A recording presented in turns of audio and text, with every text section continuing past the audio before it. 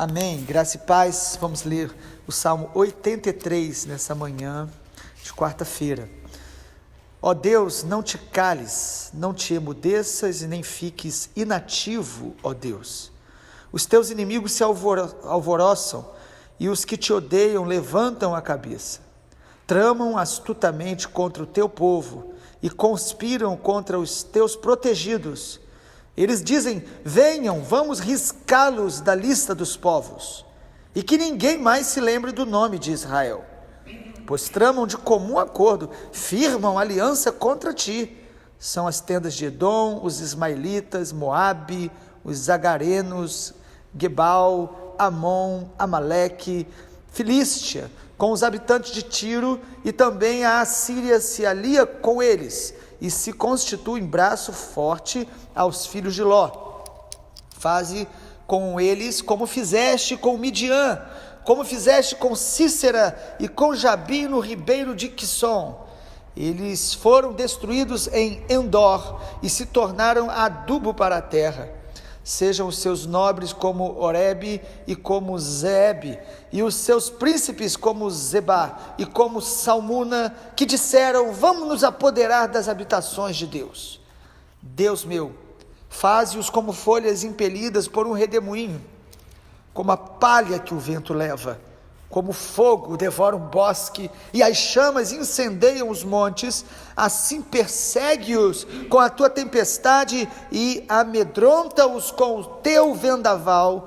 Cobre o rosto deles de vergonha, para que busquem o teu nome, Senhor. Sejam envergonhados e confundidos para sempre, que pereçam em completa desgraça. Então reconhecerão que só tu, cujo nome é Senhor, és o Altíssimo sobre toda a terra. Amém. O Salmo 83 é o último salmo de Asaf, esse líder de louvor que escreveu não só o Salmo 50, como esses últimos 10 salmos que nós lemos, do 73 ao 83.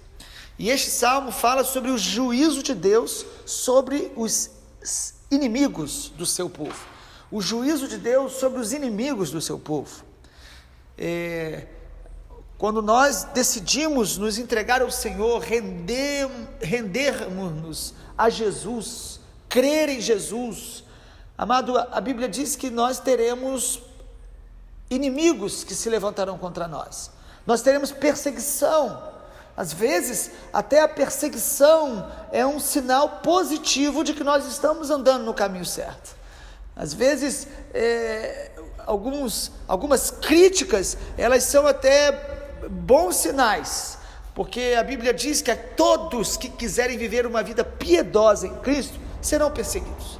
E nós temos dois tipos de inimigos que a Bíblia mostra: inimigos espirituais, que são os demônios, os anjos caídos que seguiram a rebelião de Satanás, e também os inimigos humanos, não que nós os consideremos, mas pessoas que de alguma maneira vão se opor a nós, algumas inspiradas pelo inimigo, outras por uma simples competição, inveja, amargura, feridas. Pessoas feridas, elas projetam na gente as suas feridas e muitas vezes se tornam reservadas e até nos perseguem, caluniam, criticam, promovem a maledicência com o nosso nome. Então a Bíblia fala desses dois tipos de inimigos, espirituais e humanos. E também a Bíblia fala, amado, que nós teremos dias que serão normais, dias que serão maravilhosos e dias maus. E quando a Bíblia fala de dias maus, justamente fala desses dias onde os inimigos parece que nos cercam, parece que vêm com mais intensidade contra nós. Parece que o Salmo 83 nos fala isso no versículo 1, parece que Deus até se calou. Versículo 1, ó Deus, não te cales, não te emudeças, nem fiques inativo. Há dias que as circunstâncias, as angústias, sentimentos da nossa própria alma e a perseguição e os ataques do inimigo são tão intensos que a sensação que nós temos é que Deus ficou em silêncio, que Deus não está trabalhando, não está agindo, como se Deus estivesse distante. Mas, quando parece que Deus está em silêncio, Ele está nos ensinando a confiar nele. Ele está nos ensinando a depender dele. Ele está nos ensinando a amadurecer a nossa fé. Todos nós queremos ter uma fé madura, não é verdade? Mas Tiago capítulo 1 nos mostra que a fé amadurece quando nós aprendemos a enfrentar da maneira correta as provações. É a provação da fé que produz maturidade. E o Salmo 83 nos fala desse momento onde o inimigo está nos atacando de várias formas, e há pelo menos 3 atitudes do inimigo aí que a gente pode perceber. Primeiro, o inimigo nos ataca através de armadilhas. Versículo 3 diz: eles tramam astutamente contra o teu povo, conspira contra os teus protegidos.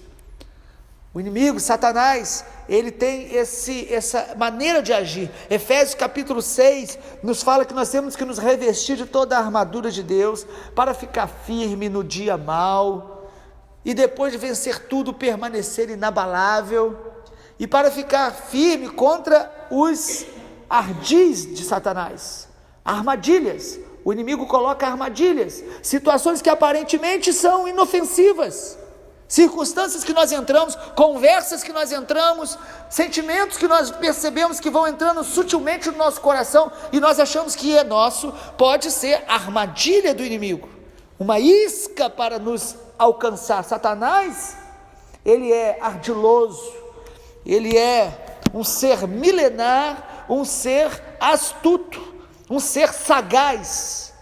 Algumas pessoas às vezes, no ímpeto triunfalista, dizem: o diabo é um tolo. Sim, ele é tolo porque ele se levanta contra a obra de Deus, mesmo sabendo que o reino de Deus é inabalável. Mas ele não é tão tolo assim. Ele é sagaz e astuto porque ele sabe que pouco tempo lhe resta, e Apocalipse diz que por isso ele virá com grande fúria sobre a terra, quanto mais se aproxima a volta do Senhor. Ele tem armadilhas ciladas contra cada um de nós. Ele conhece as nossas áreas fracas e as nossas áreas que nós muitas vezes não vigiamos. Ele usa armadilhas. Segunda forma de ataque aí do inimigo: o inimigo também nos ataca através de alianças. Eles se unem, os demônios se unem, pessoas às vezes se unem para nos atacar. Do versículo 5 ao 8 do Salmo 83 fala: eles tramam, versículo 5, de comum acordo, firmam alianças contra ti. E Asaf vai descrever aqui pelo menos 10 nações que constantemente se levantavam contra Israel. E é interessante observar na história como que as nações têm uma tendência às vezes a odiar Israel, e como que movimentos ideológicos, inclusive da nossa nação, odeiam Israel e ficam contra Israel em qualquer nível. E isso é bíblico, é profético, porque Israel como nação é uma nação que é a única nação no planeta que na sua história é descrito, escrito e narrado as intervenções de Yahvé em favor deles. Não há. E as nações desde os tempos bíblicos se levantavam contra Israel. Por quê? Por causa da promessa de Deus, do Messias vir. E hoje ainda se levantam, por quê? Porque Israel é uma prova viva do poder da glória de Deus, da Bíblia Sagrada. É uma história viva de que Yahvé é o Senhor. Ainda que hoje, como nação, eles estão endurecidos contra o Messias que já veio e eles não creem, mas há um remanescente salvo lá, e Deus continua e continuará salvando judeus em toda a terra, porque é a promessa da sua palavra. Mas os inimigos se juntam. Há dias da nossa vida, irmãos, que nós sofremos ataques de vários lugares, de várias formas. De repente a nossa família está sendo atingida, de repente a saúde, e de repente a vida financeira. São esses momentos onde parece que o inimigo ele ataca de várias formas. O salmista está dizendo que são esses dias maus que nós vamos passar em alguns momentos. E me lembro da Guerra dos 6 Dias, em 1967, onde os povos ao redor de Israel se uniram para exterminar, e o texto mostra isso, para exterminar Israel. eram 110 milhões de pessoas das nações contra 2,5 milhões de judeus. 400 mil soldados das nações contra 71 mil soldados de Israel. E Israel, em 6 dias, não apenas teve vitória, como ampliou seu território de conquista, e por isso hoje eles têm direito legal sobre a terra onde eles estão. O que ocorre hoje é uma guerra ideológica, é uma falácia usada por alguns povos tentando tomar a terra que pertence a Israel. Desde os tempos bíblicos é assim. E na nossa vida, o Senhor Jesus reina sobre nós. Nós somos propriedade exclusiva de Deus. Mas o inimigo vai tentar tomar espaço, vai tentar ocupar lugares em nós, nos nossos pensamentos, sentimentos, nosso tempo. Nós precisamos vigiar, porque o inimigo vai nos atacar às vezes de várias formas, se aliando. E em terceiro lugar, o texto mostra que o objetivo do inimigo é destruir-nos. Versículo 4 diz: eles dizem, vamos riscá-lo da lista dos povos, que ninguém mais se lembre do nome de Israel. Assim como as nações muitas vezes se levantam para destruir Israel, Satanás também tenta nos destruir. Jesus fala isso em João 10:10. O ladrão vem somente para roubar, matar e destruir. O inimigo quer destruir coisas que Deus já começou na nossa vida. O inimigo quer nos paralisar na nossa família, no nosso ministério, na nossa vida, naquilo que Deus está fazendo na tua vida, amado. Deus está fazendo uma boa obra na nossa vida, Ele vai completá-la, mas o inimigo não vai desistir de tentar nos paralisar, nos distrair, nos fazer retroceder. E aí, como que o salmista Asaf, ele enfrenta toda essa situação? Ele descreve esses níveis de guerra, mas ele diz que Deus é juiz, e Ele vai julgar os nossos inimigos. E a oração de Asaf é, em primeiro lugar, ele ora para que Deus esteja agindo, atuando em favor do seu povo. Por isso o versículo 1 ele diz: Senhor, não te cales, não te emudeças, nem fique inativo. Deus nunca está parado, Deus nunca está indiferente, mas nós temos que orar pelas ações de Deus, paralisando os ataques do inimigo na nossa vida.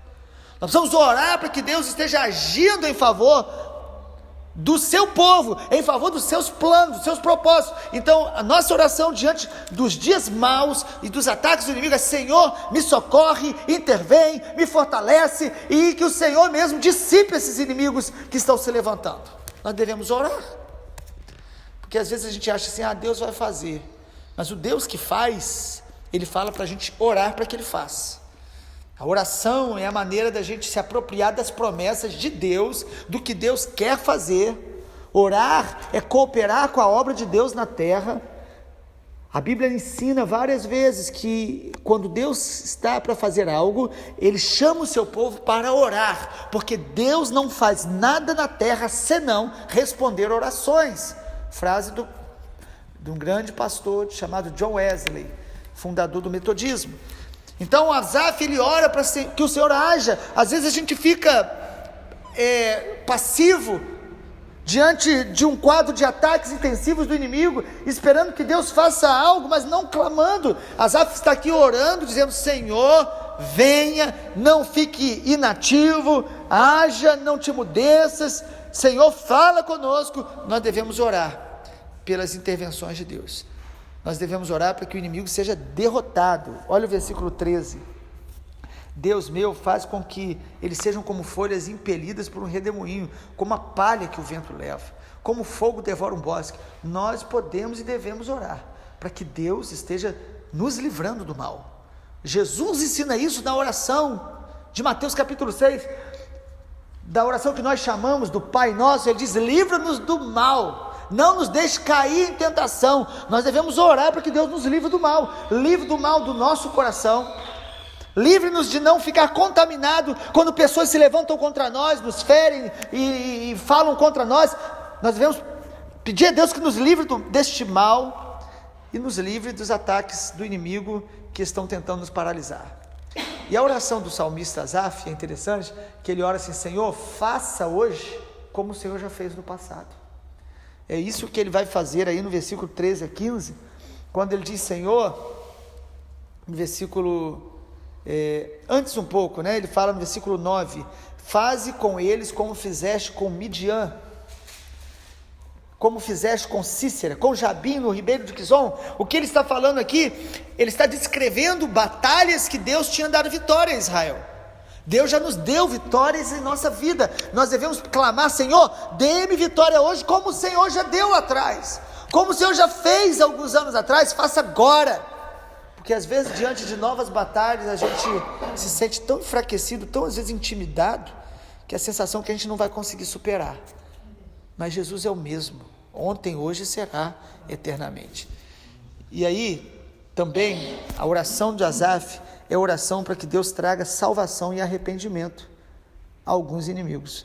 O versículo 16 nos surpreende, porque muitas vezes as guerras de Israel, elas são símbolos de guerras espirituais, mas às vezes de guerra contra pessoas. E a Bíblia diz que a nossa batalha espiritual, nossa guerra não é contra pessoas. Nós guerreamos contra o mundo espiritual das trevas. Contra pessoas, nós oramos, abençoamos e oramos para que elas se arrependam e sejam salvas. Olha o que diz aí no versículo 16. Cobre o rosto deles de vergonha para que te busquem, para que busquem o teu nome, Senhor. A oração então é: Senhor, que eles se arrependam e te busquem. Não é a oração de vingança, não é a oração que eles sejam destruídos e a gente exaltado, é oração para que eles busquem o Senhor. Já pensou inimigos que estão falando mal de você se converterem e se tornarem parceiros de oração na sua caminhada? Eu não consigo imaginar isso. É porque às vezes o nosso coração está amargo. Nós precisamos pedir: Deus, restaura essas pessoas que estão falando de mim e torna elas mais firmes com o Senhor ainda do que eu imaginaria. Faça um milagre. Como Saulo, que era perseguidor, de repente se torna um grande homem de Deus, perseguido por amor a Jesus. E em último lugar, a oração de Asaf também é para que os inimigos reconheçam a glória de Deus. Ele termina o versículo 18 dizendo: então reconhecerão que só tu, cujo nome é Senhor, és o Altíssimo sobre toda a terra.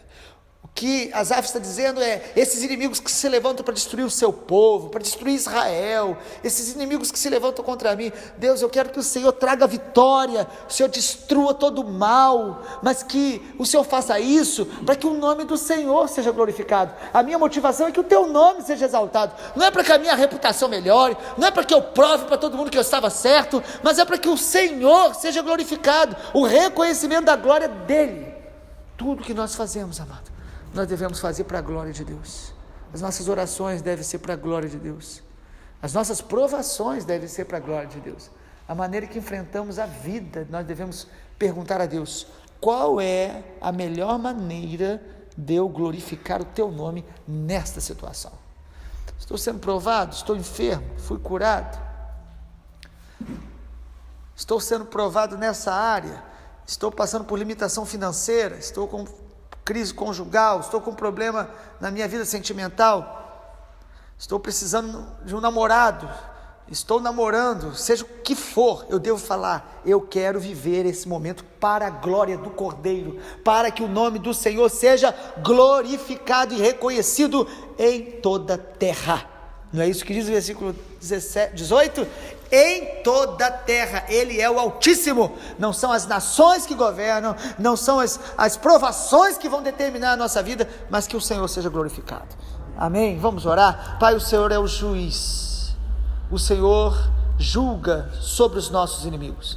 Nós não temos capacidade, Deus, nem de discernir, nem de julgar situações, mas nós oramos para que o Senhor nos dê sabedoria para enfrentar os dias maus, sabedoria para administrar os dias bons, possamos viver e fazer tudo para a Tua glória, para o Teu louvor. Em nome de Jesus eu oro por aqueles que estão vivendo dias de grande batalha, de enfrentamentos, de provações, onde inimigos estão agindo de vários lados. Guarda o nosso coração, Pai. Pai, em nome de Jesus, que nós possamos transformar as nossas dores em orações, as nossas preocupações em intercessão, a nossa ansiedade, nós possamos transformar em confiança em Ti e em louvor ao Teu nome, para que o Senhor nos renove e nos cerque com a Tua bondade e graça.